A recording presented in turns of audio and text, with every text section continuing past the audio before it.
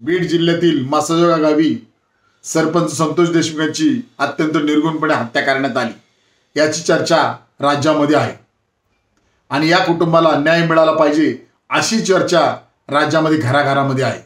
परंतु या प्रकरणामध्ये वकील उज्ज्वल निकम यांची या प्रकरणामध्ये सरकारी वकील म्हणून नियुक्ती होणार असल्याची चर्चा आहे असे समजते।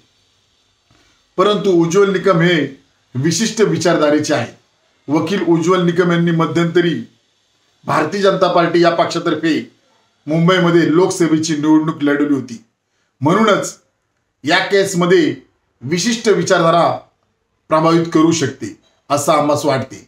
म्हणूनच Republican party of India Kharat पक्षातर्फे आम्ही महाराष्ट्र राज्याचे माननीय मुख्यमंत्री देवेंद्र फडणवीस साहेब यांना मागणी करत आहे की या केसमध्ये आपण उज्ज्वल निकम यांची नियुक्ती करू नये, कारण ते विशिष्ट विचारधारेचे आहे।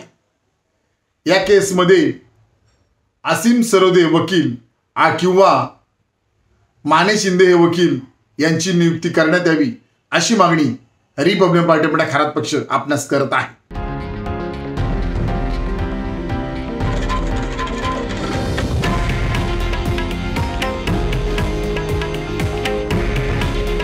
हे आहे देशातील नंबर 1 न्यूज नेटवर्क आणि आपण पाहत आहात TV9 मराठी।